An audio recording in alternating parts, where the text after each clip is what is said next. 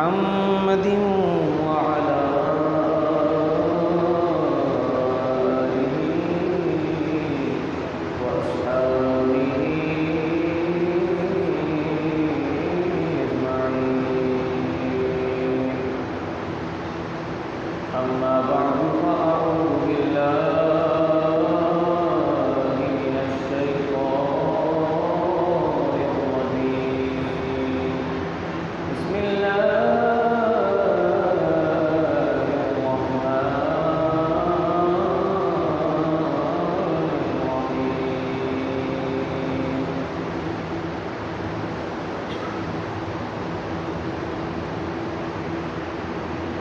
ومن حج البيت أو اعتمر فلا جناح عليه أن يطوف بهما. آمنت بالله صدق الله مولانا العلي العظيم وبلغنا رسوله النبي الكريم الأمين المكين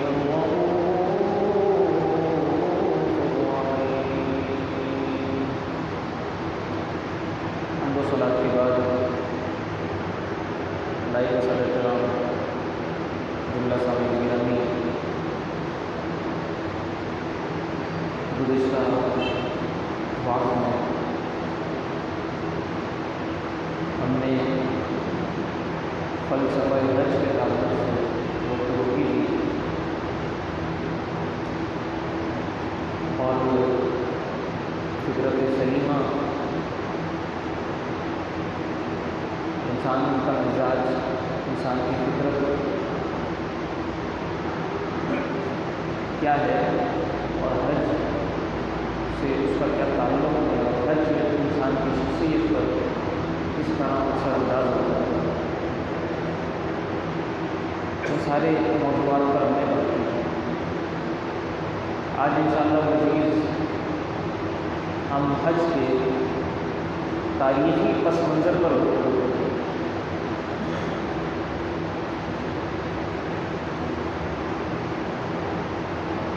گرامی، بیت اللہ زمین پر اللہ کا سب سے پہلا گھر ہے جو تعمیر کیا گیا، اور یہ بات تو خود قرآن کریم نے بڑے واضح انداز میں ارشاد فرمائی، ان اول بیت وضع للناس للذی ببکۃ مبارکا کہ زمین پر اللہ کا جو سب سے پہلا گھر تعمیر ہوا وہ مکہ میں ہے، اور وہ خانہ کعبہ ہے. اس کی تعمیر کے تعلق سے جب ہم گزشتہ ادوار کا مطالعہ کرتے ہیں تو اندازہ یہ ہوتا ہے کہ حضرت آدم علیہ نبینا علیہ السلام کے دور سے ہی اس کی تعمیر کا آغاز ہو گیا. بعض کتب تواریخ میں ایک تعمیر کا تذکرہ ایسا بھی ملتا ہے کہ فرشتوں نے اس کی تعمیر کی. حضرت آدم علیہ السلام نے خانہ کعبہ کی تعمیر کی بنیادیں بنائی، اور پھر جب طوفان نوح آیا، حضرت نوح علیہ السلام کی قوم جو تھی جس کی طرف آپ تبلیغ فرما رہے تھے، وہ جب طوفان کی نظر ہوئی تو اس میں ساری چیزیں پھر طوفان میں چلی گئی. اور بیت اللہ کے بارے میں کچھ روایات ایسی بھی ملتی ہیں کہ اس کو طوفان میں آسمان پر اٹھا لیا گیا، یہ آسمان پر چڑھ گیا. بار کیسے؟ حضرت آدم علیہ نبینا علیہ السلام کی تعمیر اور پھر حضرت آدم کی دور سے لے کر حضرت ابراہیم علیہ السلام کا جو دور ہے یہ دور کہلاتا ہے پری ہسٹورک ایرا، یعنی جس کی تاریخ محفوظ نہیں ہے، اس کی تاریخ لکھی ہوئی نہیں ہے، اس کی تاریخ نہیں ملتی کہ اس میں کیا ہوا۔ بعض چیزیں ہیں، بعض واقعات مل جاتے ہیں، لیکن مکمل تاریخ جس طرح آپ تاریخ اسلام پڑھتے ہیں یا حضرت ابراہیم علیہ السلام کے بعد کی جو تاریخ ہے جو باقاعدہ محفوظ کی گئی، لکھی گئی، ایک باقاعدہ سلسلہ شروع ہوا تاریخ ختم کرنے کا، وہ پہلے نہیں تھا۔ لہٰذا پھر حضرت ابراہیم علیہ السلام کے دور سے بھی اگر ہم دیکھیں تو حضرت ابراہیم و اسماعیل علی نبینا علیہ السلام نے تو باقاعدہ خانہ کعبہ کی تعمیر کی، اور قرآن کریم نے اس کو بیان فرمایا کہ وَإِذْ يَرْفَعُ إِبْرَاهِيمُ الْقَوَاعِدَ مِنَ الْبَيْتِ وَإِسْمَاعِيلُ، کہ جب ابراہیم اسماعیل کے ساتھ مل کر خانہ کعبہ کی دیواریں اٹھا رہے تھے،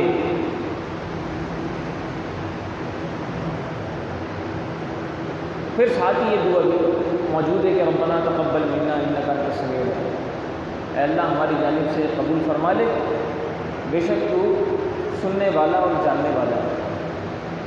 اب یہ وہی ادا ہے، ہم بھی دیکھیں کوئی نیک کام کرتے ہیں، نماز ادا کرتے ہیں، اس کے بعد کہتے ہیں ربنا تقبل منا انک انت السمیع العلیم، اے اللہ قبول فرما لے۔ نیک کام کرنے کے بعد ہم کہتے ہیں کہ اللہ قبول کرے، کہتے ہیں نا قربانی، بھائی اللہ قبول کرے، حج اللہ قبول کرے۔ تو اصل میں کانسیپٹ یہی ہے، تصور یہی ہے۔ حضرت ابراہیم علیہ نبینا علیہ السلام اور حضرت اسماعیل نے جو دعا مانگی تھی کہ اللہ قبول فرمائے، بار کہتے ہیں۔ تو یہ بنیادیں اور دیواریں اٹھانے کا کام جو ہے وہ حضرت ابراہیم و اسماعیل علیہ السلام نے کیا۔ تو آج یہ جو ہمارے سامنے خانہ کعبہ موجود ہے، ہم تصور کریں کہ کیا وقت ہوگا کہ اللہ کے دو برگزیدہ پیغمبر اللہ کے گھر کو تعمیر کر رہے ہوں گے، وہ کیا جلوے ہوں گے، کیا نظارہ ہوگا۔ گارے سے، مٹی سے اینٹیں اٹھا اٹھا کر لاتے ہوں گے، جس طرح وہ لگاتے ہوں گے۔ اور پھر آج جو مقام ابراہیم ہے، جس کے بارے میں خود قرآن کریم نے فرمایا کہ فیہ آیات بینات مقام ابراہیم، اس کے اندر ایک بڑی واضح نشانی ہے جو تعمیر خانہ کعبہ کے اوپر بھی نشانی ہے، وہ کیا ہے؟ مقام ابراہیم، جو پتھر ہے وہاں جس پر حضرت ابراہیم علیہ السلام نے کھڑے ہو کر خانہ کعبہ کی تعمیر کی تھی، اس پتھر کی بھی کیا نصیب ہے، اس نے حضرت ابراہیم علیہ السلام کے نقش قدم کو اپنے اندر جذب کر لیا۔ وہ پتھر ہے، کوئی فون تو ہے نہیں کہ اس پر کوئی کھڑا ہو اور اس کے اوپر نشانات بن جائیں۔ اس نے حضرت ابراہیم علیہ السلام کے نقش قدم کو اپنے اندر جذب کیا، اور آج بھی آپ کے نشان قدم اس کے اوپر موجود ہیں۔ اور پھر فرمایا کہ واتخذوا من مقام ابراہیم مصلی، مقام ابراہیم پر جا کر طواف سے فارغ ہو کر 2 رکعت نماز ادا کرو۔ تو ایک یہ تعمیر حضرت ابراہیم اسماعیل علیہ السلام کی۔ اچھا، اور پھر اس سے جڑی آیات کہ خانہ کعبہ کی صفائی کے حوالے سے، بیت اللہ کی صفائی کے حوالے سے اللہ رب العزت نے خصوصی طور پر حضرت ابراہیم اور حضرت اسماعیل علیہ السلام ان کو حکم فرمایا کہ ان طہرا بیتی للطائفین والعاکفین والرکع السجود، اور ایک جگہ پر فرمایا کہ ان طہرا بیتی للطائفین والقائمین والرکع السجود، کہ میرے گھر کو نماز ادا کرنے والوں کے لیے، طواف کرنے والوں کے لیے، اعتکاف کرنے والوں کے لیے صاف رکھنا، رکوع سجود کرنے والوں کے لیے، قیام کرنے والوں کے لیے صاف رکھنا۔ تو نہ صرف آپ نے خانہ کعبہ کو تعمیر کیا، بلکہ اس کی صفائی ستھرائی کا اہتمام بھی فرمایا۔ اب دیکھیے، اللہ کے گھر کی جو صفائی ہے وہ انبیاء کی سنت ہے، اور انبیاء بھی کون؟ حضرت ابراہیم و اسماعیل علیہ نبینا علیہ السلام جلیل القدر اولو العزم پیغمبر، ان کی سنت ہے۔ اللہ رب العزت نے خود حکم فرمایا کہ میرے گھر کو صاف رکھو۔ آج ہمیں بھی مسجد کے اندر کوئی ایسی چیز نظر آئے،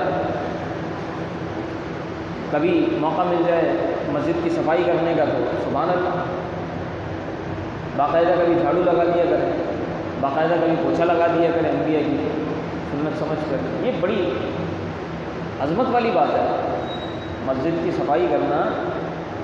جو لوگ یہاں صفائی پر اور کام پر معمور ہے، جو کام کر رہے ہیں، یہ کوئی عام لوگ نہیں ہیں، یہ خاص لوگ ہیں، منتخب شدہ لوگ ہیں، ان کا انتخاب ہوا ہے۔ کام تو سبھی کرتے ہیں، زندگی سبھی گزارتے ہیں، پیٹ سب کا بھرتا ہے۔ اگر باقاعدہ موقع نہ ہو، موقع نہ ملا ہو، چلتے پھرتے کوئی ریپر دیکھا، مٹی کا ذرا سا کچھ دیکھا، اٹھا لیا، باہر ڈال دیا، جیب میں ڈال دیا، بعد میں جا کر باہر پھینک دیا، تو یہ اللہ کی رضا کا سبب ہے اور انبیاء کی سنت ہے۔ باہر کیا کریں؟ اس کے بعد کہ پھر آپ ادوار میں آئیں تو قریش نے جو تعمیر کی تھی، پھر اس کے بعد خانہ کعبہ کی، یہ جو حتیم کی جگہ ہے جو خالی ہے، حتیم جو ایک باؤنڈری بنی ہوئی ہے خانہ کعبہ کے گرد، یہ حصہ خانہ کعبہ میں شامل ہے، یہ حصہ خانہ کعبہ میں شامل ہے۔ پہلے خانہ کعبہ یہیں تک بنا ہوا تھا جو حتیم ہے۔ قریش نے جب اس کو نئے سرے سے تعمیر کیا، مجھے بڑا ایک مشہور واقعہ ہے، بچپن سے وہ کتب میں پڑھتے چلے جاتے ہیں، 9 میٹرک کی کتابوں کے اندر بھی وہ واقعہ موجود ہے کہ حضور علیہ الصلوۃ والسلام نے اپنے دست مبارک سے کس طرح حجر اسود کو نصب فرمایا۔ بچوں کو یاد ہوتا ہے یہ واقعہ کہ لوگ جھگڑ رہے تھے کہ حجر اسود کو ہم لگائیں گے، حجر اسود کو ہم لگائیں گے، سارے قبائل آپس میں جھگڑ رہے تھے۔ اعزاز کی بات ہے، شرف کی بات ہے کہ ہم نے حجر اسود کو لگایا ہے، یہ بڑے اعزاز کی بات ہے۔ سارے قبائل آپس میں جھگڑ رہے تھے، پھر فیصلہ یہ ہوا کہ ہم دیکھیں گے صبح جو شخص اس مسجد کے اندر سب سے پہلے داخل ہوگا اس کو ہم اپنے درمیان ثالث بنا دیں گے، حکم بنا دیں گے، وہ جیسا کہے گا ویسا کر لیں گے۔ اللہ کے رسول تشریف لے آئے، اللہ کے رسول کو حکم بنایا گیا، ثالث بنایا گیا۔ اب دیکھیے کیا حکیمانہ فیصلہ ہے، چاہتے تو اللہ کے رسول فرماتے تم سب ایک طرف ہو جاؤ، میرا فیصلہ یہ ہے لاؤ مجھے دو حجر اسود کو میں لگا دوں۔ ہم تو یہی چاہتے ہیں نا، ساری عزتیں ساری عظمتیں ہماری سر آ جائیں، باقی سارے محروم ہو جائیں۔ ہمیں کوئی کہے کہ یہاں پر جو ہے وہ 1 لاکھ روپے رکھے ہوئے ہیں اور جو ہے یہ 10 لوگ ہیں، آپ کی مرضی ہے، آپ سب میں تقسیم کر دیں یا اٹھا کے گھر لے جائیں۔ ہم تو سارے اٹھا کے گھر لے جائیں گے، ہم کب چاہیں گے کہ کسی کا بھلا ہو؟ بات یہ ہے کہ ہم چاہتے ہیں کہ جتنا فائدہ ہے وہ سارا ہماری ہی ذات کو پہنچ جائے۔ اللہ کے رسول کا حکیمانہ فیصلہ دیکھیے، اللہ کے رسول نے ایک چادر بچھا کر اس کے اوپر حجر اسود کو رکھ کر قبائل کے سارے سرداروں سے کہا کہ اس چادر کو تھام لو، اور سارے قبائل کے سرداروں نے اس چادر کو تھاما اور حجر اسود کو رکھ کر اس کی جگہ تک لے کر گئے اٹھا کر، اللہ کے رسول نے اٹھا کر اپنے دست مبارک سے اس کو نصب کر۔ سب کی شرکت ہو گئی، سب خوش ہو گئے، کوئی لڑائی جھگڑا بھی نہیں ہوا، سب کو مل گئی عزت و عظمت۔ تو ایسے جو ہے وہ آسان انداز میں چاہیے کہ ہم اپنے درمیان فیصلے کریں۔ تو یہ والی جو تعمیر تھی قریش کی۔ اچھا، اب ذہن میں سوال کسی کے آ سکتا ہے کہ کیا اس سے پہلے بھی حج ہوتا تھا؟ حج کا آغاز کب ہوا؟ حج جو مسلمانوں پر فرض ہوا ہے وہ سن 8 ہجری میں فرض ہوا ہے، ٹھیک ہے، لیکن اس سے پہلے بھی حج ہوتا تھا کسی نہ کسی شکل میں، بلکہ حضرت ابراہیم علیہ السلام کے دور سے، کیونکہ حضرت ابراہیم علیہ السلام نے ندا کر دی تھی، اللہ رب العزت نے حکم فرمایا تھا وَأَذِّن فِي النَّاسِ بِالْحَجِّ، لوگوں لوگوں میں حج کی ندا کر دو، لوگوں میں حج کی ندا کر دو۔ اب حضرت ابراہیم علیہ السلام جبل ابو قبیس پر چڑھے اور وہاں سے آپ نے لوگوں کے درمیان ندا کر دی کہ آؤ اللہ کے گھر کا حج کرنے کے لیے۔ اللہ رب العزت نے اس ندا کو جو لوگ موجود تھے ان تک بھی پہنچا دیا اور جو موجود نہیں تھے ان تک بھی پہنچا دیا، سب تک یہ ندا پہنچ گئی۔ اب لوگ قیامت تک مسلمان اس گھر کے حج کے لیے آتے رہیں گے، طواف کے لیے آتے رہیں گے۔ تو اس دور سے حج چل رہا ہے کسی نہ کسی شکل میں، لیکن باقاعدہ جو حج اس کا شروع ہوا، جو ایک سالانہ حج کے لیے آنا اور پھر سارا اہتمام، وہ سب جو باقاعدہ شروع ہوا ہے، وہ شروع ہوا ہے کہ حضور علیہ الصلوۃ والسلام کی بعثت سے کم و بیش 3000 سال قبل باقاعدہ شروع ہوا، اور پھر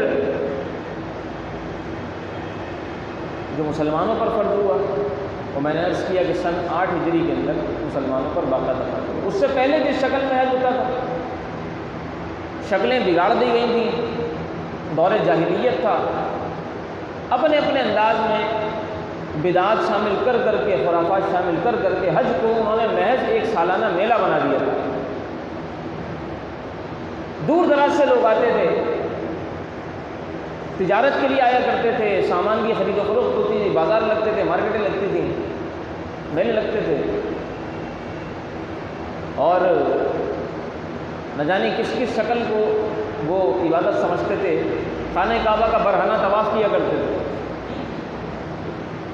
ٹھیک، تو ان ساری چیزوں کو اچھا، اسی طرح ایک چیز اور ان کے درمیان رائج ہو گئی، وہ جب احرام باندھ لیا کرتے تھے تو اب وہ اس چیز کو عبادت سمجھتے تھے کہ ہم نے احرام باندھ لیا ہے، ہم اب اپنے گھر کے دروازے سے گھر میں داخل نہیں ہوں گے، بلکہ ہمیں اگر کوئی کام پڑا تو ہم پیچھے سے دیوار کود کے داخل ہوں گے۔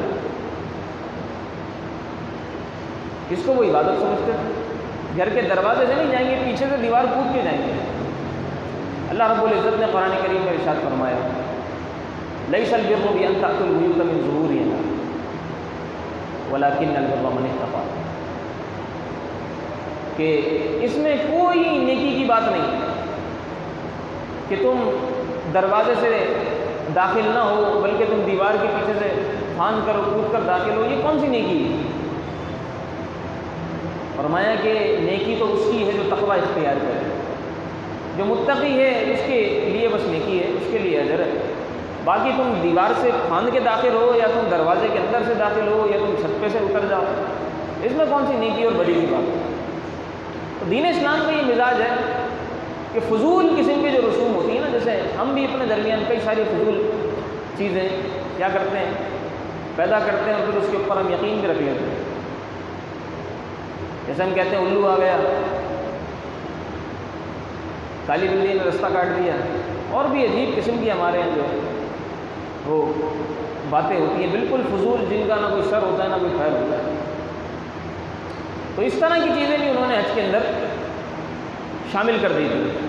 اچھا، اسی طرح ایک چیز اور انہوں نے شامل کی تھی کہ جو حج کے لیے جائے گا وہ عمرہ نہیں کرے گا، احرام یا تو عمرے کا مان لو یا حج کا مان لو۔ تو اللہ رب العزت نے بڑے واضح انداز میں ارشاد فرما دیا کہ جو حج کے لیے جائے فلا جناح علیہ ان یطوف بہما، عمرہ کرے حج کرے اس کے لیے درست ہے، وہ دونوں کا احرام ایک ساتھ بھی باندھ سکتا ہے۔ یہ تکلیف کی بات ہے، حج کرنے کے لیے آئے، دور دراز سے قافلے آتے تھے، پھر عمرہ کرنے کے لیے آئے، اس کے بعد ان ساری چیزوں کو دین اسلام نے نکالا۔ سن 8 ہجری میں باقاعدہ حج فرض ہوا، اس کے بعد سن 9 ہجری کے اندر حضرت سیدنا ابوبکر صدیق رضی اللہ تعالیٰ عنہ کی قیادت میں ایک لشکر حج کے لیے روانہ ہوا، اور اس وقت تک کوئی باقاعدہ الگ سے صورت نازل نہیں ہوئی تھی، کوئی صورت موجود نہیں تھی کہ اپنی ہماری کیا چیزیں ہیں، کن چیزوں کو نکالنا ہے، کن چیزوں کو شامل کرنا ہے. جب یہ حج کے لیے روانہ ہو رہے تھے، عازم سفر ہو گئے تھے، پھر اس وقت سورہ توبہ کی آیات جو ہیں وہ نازل ہوئیں، اور حضور علیہ السلام نے حضرت علی کرم اللہ تعالیٰ وجہ کریم کو روانہ کیا کہ آپ جائیں اور جا کر وہاں لشکر کے پاس جا کر آپ خطبہ دیں، ان کو بتائیں کہ حج کے لیے یہ احکام آئے ہیں، ان چیزوں کا اپنے خیال رکھنا ہے. وقوف عرفہ کس طرح ہوگا، مینا میں کس طرح ٹھہرا جائے گا، مزدلفہ کس طرح جائیں گے، رمی کس طرح ہوگی، وغیرہ وغیرہ. یہ ساری چیزوں کی پھر رعایت کی گئی. اچھا، اس وقت بھی سن 9 ہجری کا جو حج تھا، چونکہ میں نے عرض کیا کہ حج بہت پہلے سے ہو رہا تھا اور سبھی آتے تھے، میلے لگاتے تھے، اپنے اپنے طریقے سے سب حج کرتے تھے. تو یہ سن 9 ہجری والا جو حج تھا، اس کے اندر مسلمان بھی تھے اور مشرکین بھی تھے، دونوں حج کرنے کے لیے آئے تھے. ٹھیک، دونوں حج کرنے کے لیے آئے تھے. وہ اپنے طریقے سے حج کر رہے تھے مشرکین، اور مسلمان اپنے انداز میں حج کر رہے تھے. لیکن پھر اس کے بعد باقاعدہ طور پر یہ اعلان کر دیا گیا کہ اب مشرکین کو بیت اللہ میں داخلے کی، حرم میں داخلے کی اجازت نہیں. پھر صرف اور صرف حج مسلمانوں نے کیا، اور مشرکین کا داخلہ حرم میں قطعاً بند ہو گیا، اور آج تک بند ہے. حرم کی حدود میں، حدود حرم میں مشرکین داخل نہیں ہوتے، اور یہ آج تک بند ہے. پھر اس کے بعد سے جو ہے وہ فتح مکہ ہوا، اور پھر وہاں سارے قبائل اب مسلمانوں کے بسے. نہ صرف انہوں نے حج ختم کیا، بلکہ یہ لوگ یہاں سے اٹھ کر جو ہے وہ حرم سے بہت دور چلے گئے. تو یہ ایک اس کا تاریخی منظرنامہ تھا، ایک تاریخی کچھ حالات تھے. اچھا، اس کے بعد بھی، قریش کے بعد بھی اس کی جو ہے وہ بناؤ سنوار، بناؤ سنگھار کی جو ہے وہ سارے معاملات چلتے رہے. لیکن باقاعدہ اس کو منہدم کر دینا عمارت کو، اور پھر نئے سرے سے عمارت کو تعمیر کرنا، ایسا کبھی نہیں ہوا. یہ جو جگہ چھوٹی ہوئی ہے حتیم والی، یہ میں نے عرض کیا کہ پہلے یہ خانہ کعبہ کے اندر شامل تھی. قریش نے جب تعمیر کرنا شروع کیا تو قریش کے پاس اتنے وسائل نہیں تھے کہ اس سب کو بنا سکیں. یہاں آ کر ان کے وسائل ختم ہو گئے تھے. اب یہ مزید بنانے کے لیے جو حصہ چھوٹا ہوا ہے، اس کی تعمیر کے لیے ان کے پاس وسائل ختم ہو گئے تھے. ویسے تو بڑا پیسہ تھا، لیکن یہ جو سارا پیسہ تھا ان کے پاس، اس کے اندر سود کا پیسہ بھی تھا، اس کے اندر جوئے کا پیسہ بھی تھا، شرابیں بھی پیتے تھے، جوئے بھی کھیلتے تھے، سود بھی اڑاتے تھے. لیکن ایک بات انہوں نے طے کر لی تھی کہ تعمیر خانہ کعبہ کے اندر جو پیسہ لگے گا وہ صاف ستھرا لگے گا. صاف ستھرا پیسہ ان کے پاس ختم ہو گیا تھا. لہٰذا انہوں نے کیا کیا، اتنا حصہ جو رہ گیا تھا وہاں انہوں نے ایک باؤنڈری کھینچ دی، ایک لکیر کھینچ دی کہ یہ حصہ بھی خانہ کعبہ کے اندر شامل ہے، بیت اللہ کا حصہ ہے. لیکن جو ہے چونکہ وسائل ختم ہو گئے، اس لیے ہم یہاں باؤنڈری کھینچ رہے ہیں. اس لیے کہ جب طواف کریں تو اس کے باہر باہر سے طواف کریں نا. طواف اندر سے نہیں ہوتا کہ کوئی حتیم کے اندر سے ہوتا ہوا طواف کرے. وہ تو ایسے ہی ہے جیسے خانہ کعبہ کے اندر طواف کر رہا ہے. طواف خانہ کعبہ کے باہر کرتا ہے. اسی طریقے سے حتیم کے باہر رہ کر طواف کیا جائے گا، حتیم کے اندر سے نہیں گزریں گے. اچھا، اب جو ہے دیکھیں اللہ رب العزت کے کام میں مصلحت ہوتی ہے، حکمت ہوتی ہے، وہ حکیم ہے. اب یہ جو حتیم کا حصہ چھوٹا، اس کے فوائد کتنے ہیں. اچھا بڑا حصہ ہے، اچھا بڑا ٹکڑا ہے. یہ ہر ایک کو موقع نہیں ملتا کہ خانہ کعبہ کے دروازے کو اس کے لیے کھولا جائے، وہ اندر جا کر نماز ادا کرے. حتیم کے اندر نماز پڑھنا ایسا ہی ہے جیسے خانہ کعبہ کے اندر نماز پڑھنا. یہاں جا کر وہ نوافل ادا کرتا ہے اور خانہ کعبہ کے اندر نوافل ادا کرنے کا وہ اجر پاتا ہے. وہی لذت یقین کیجیے وہاں محسوس ہوتی ہے۔ اور پھر اس کے بعد جو ہے وہ حضرت امام مالک کے دور میں کسی نے حضرت امام مالک سے کہا کہ ہمیں آپ اجازت عطا فرمائیں، ہم جو ہے یہ حتیم کو خانہ کعبہ کے اندر شامل کر دیتے ہیں، جو پہلے حضرت ابراہیم علیہ السلام کی تعمیر تھی اسی تعمیر کے اوپر اس کو واپس لے آتے ہیں۔ تو حضرت امام مالک نے منع فرمایا۔ آپ نے فرمایا دیکھو اس کے فوائد بھی ہیں اپنی جگہ اللہ رب العزت کی طرف سے، اسی میں کوئی بہتری ہے، اور پھر بیت اللہ کی جو عظمت ہے نا، اس کی جو شان ہے، اگر اس میں اسی طرح کرتے رہیں گے نا چھیڑ چھاڑ، اس کو گرا دیا پھر بنا دیا، گرا دیا پھر بنا دیا، تو اس کی وہ عظمت و شان ختم ہو جائے گی۔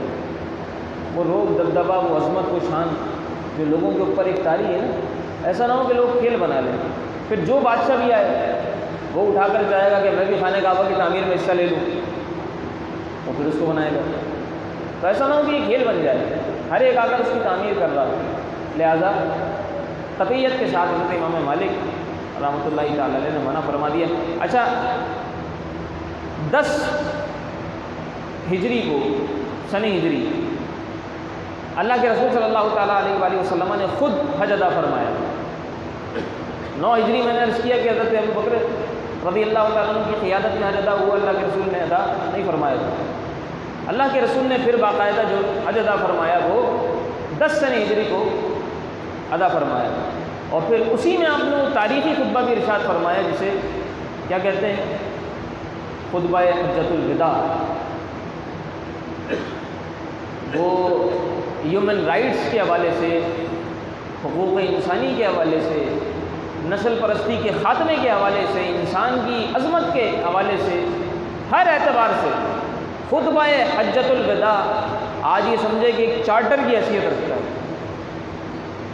لوگ باقاعدہ قانون کے طور پر اس کو پڑھایا کرتے ہیں، اللہ کے رسول کا وہ خطبہ حجۃ الوداع باقاعدہ قانون کے طور پر اسے پڑھایا جاتا ہے کہ دیکھو یہ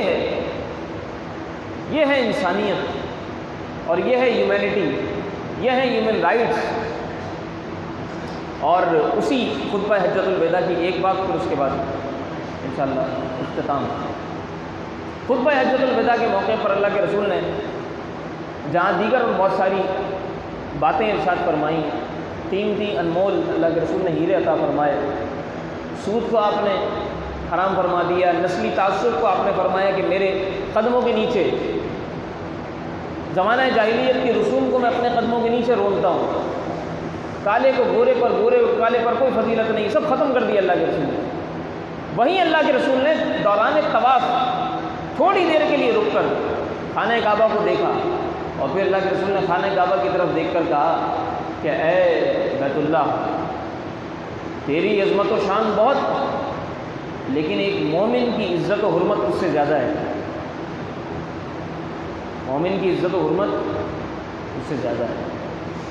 اللہ اکبر، یہ تاریخی الفاظ ہیں، اور آج ہم یقیناً خانہ کعبہ کی بہت عزت کرتے ہیں، اس کی طرف ہم دیکھ کر تھوکتے بھی نہیں ہیں، اس کی طرف ہم ٹانگیں بھی نہیں کرتے، اور یقیناً کرنا چاہیے، اس سے زیادہ احترام کرنا چاہیے، اس میں کوئی شک نہیں۔ لیکن مومن کی ہم کس طرح بے عزتی کرتے ہیں، ایک مومن کی ہم کس طرح تذلیل کرتے ہیں، اس کی کس طرح تحقیر کرتے ہیں، اس کا کس طرح مذاق اڑاتے ہیں، یہ جملہ اور یہ تعلیم اللہ کے رسول کی ہمیں یاد رکھنا چاہیے۔ جہاں ہم خانہ کعبہ کا احترام کرتے ہیں، اور یقیناً کرنا چاہیے، بے انتہا کرنا چاہیے، وہیں مومن کی جو تعظیم و توقیر ہے وہ اللہ کے رسول نے فرمایا کہ اس خانہ کعبہ سے زیادہ ہے۔ لہٰذا ہمیں چاہیے آپس میں ایک دوسرے کے لیے عزت، وقار کی، محبت کی فضا قائم کریں، کسی کی تذلیل نہ کریں، کسی کی تحقیر نہ کریں، کسی کا مذاق نہ اڑائیں، کسی کا دل نہ دکھائیں، ہر ایک کے لیے محبت کے جذبات ہوں، ہر ایک کو رسپیکٹ دیں، تعظیم کریں، ہمیں رسپیکٹ ہی ملے گی انشاءاللہ اس کے جواب میں۔ مولا تبارک و تعالی عمل کی توفیق عطا فرما، وما علیہ الا البلاغ، سنت ادا فرما۔